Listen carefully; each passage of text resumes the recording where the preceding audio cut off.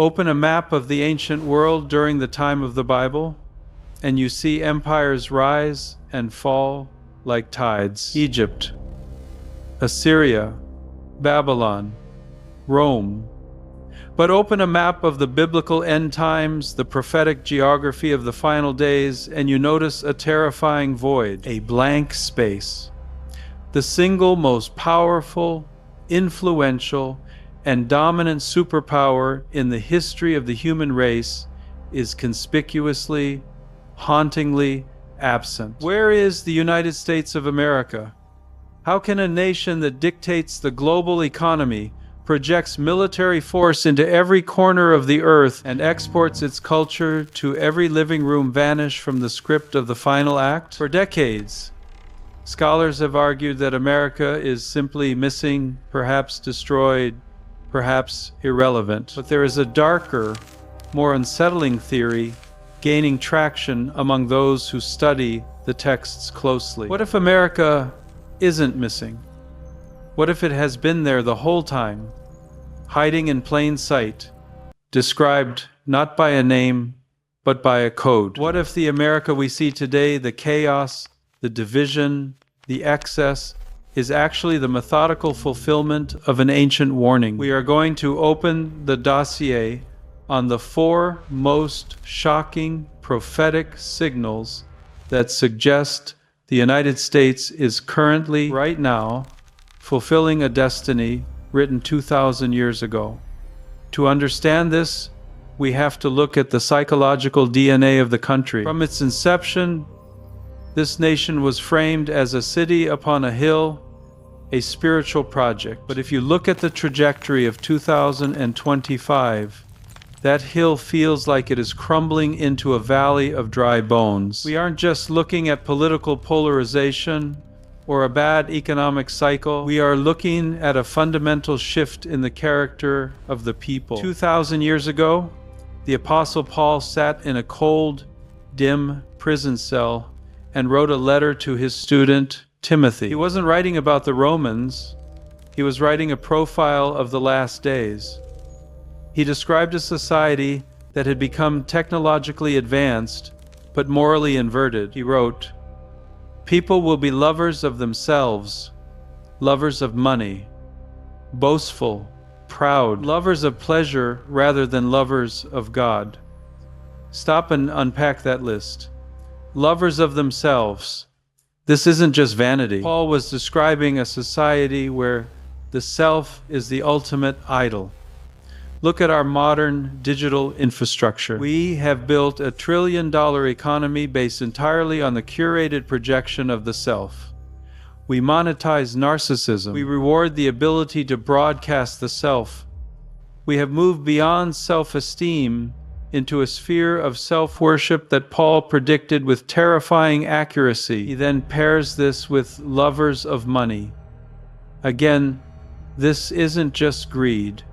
It is the elevation of material wealth to a theological status. We measure the health of our civilization not by the strength of our families or the content of our character, but by the ticker on the stock market. When you combine a culture obsessed with the self and addicted to financial gain, you get exactly what Paul warned about. A society that retains a form of godliness, churches on corners, in God we trust, on the currency, but has completely denied the actual power of that faith. It is a hollow shell.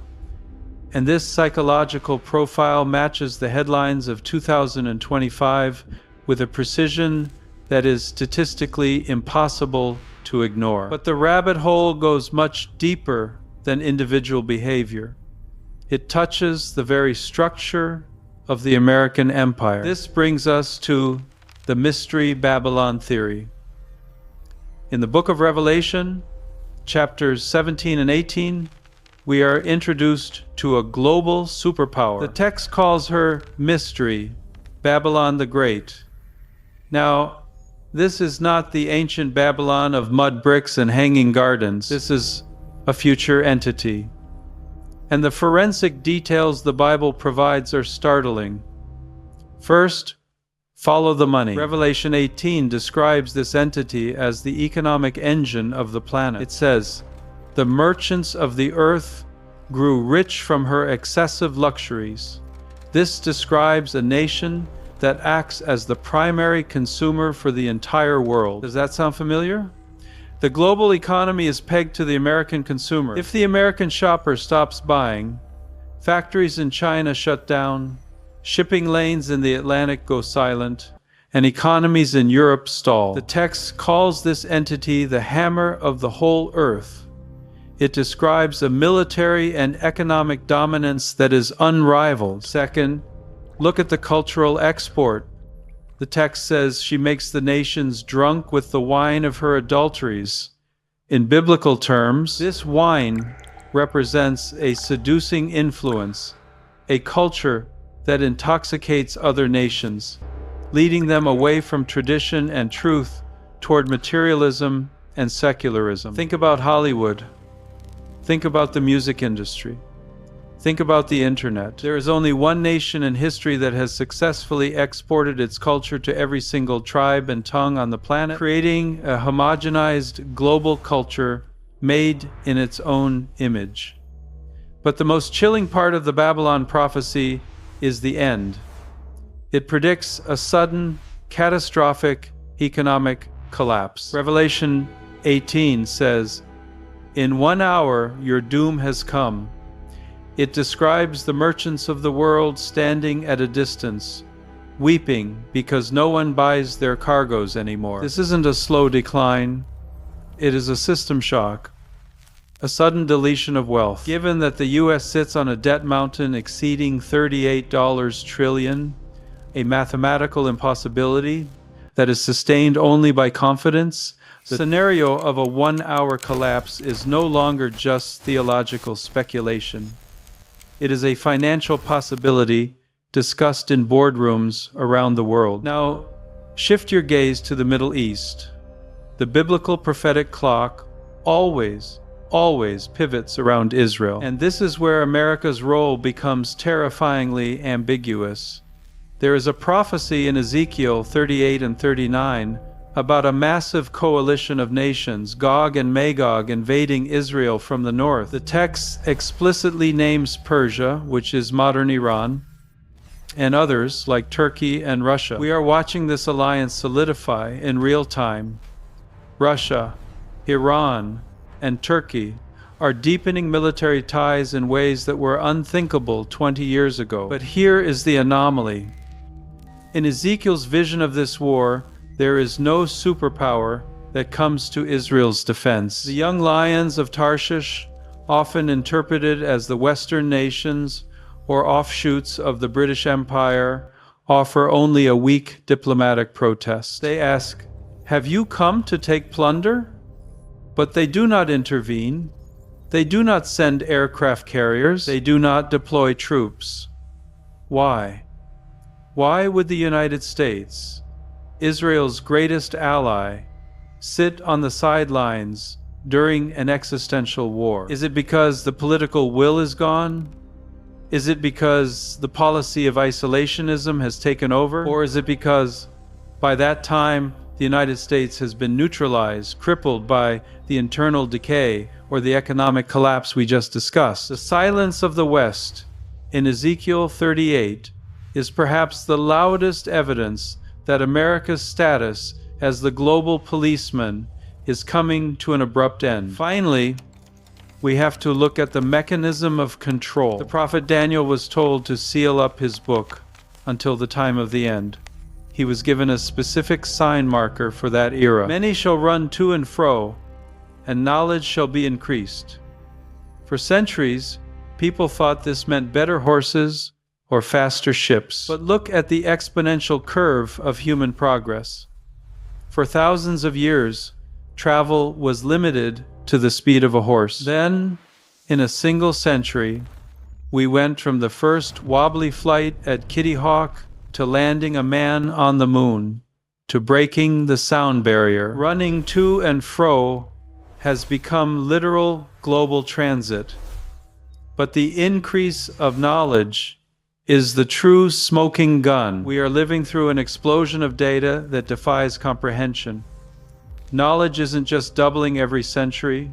With the advent of artificial intelligence, it is doubling every few hours. This technological infrastructure is exactly what is required for the final prophecies of the Bible to function. Revelation 13 predicts a global system where buying and selling are controlled by a mark, a digital, centralized authorization. 50 years ago, this was impossible.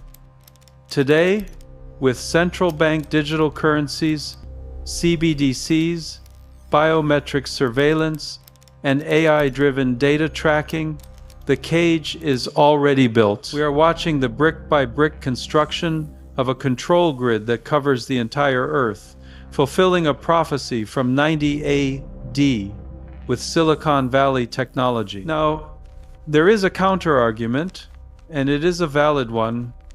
Many scholars believe America isn't Babylon. They believe America simply fades away, irrelevant to the final drama which centers on Europe and the Middle East. Some even hope that the great eagle mentioned in Revelation 12 represents America protecting Israel. But we have to be honest with the text. The parallels between the hubris, the wealth, and the cultural dominance of the U.S. and the description of Mystery Babylon are too specific to dismiss as coincidence, and there is a twist here. A twist that changes how you view judgment. If America is Babylon, its destruction in Revelation comes at the hands of the Antichrist system before the very end.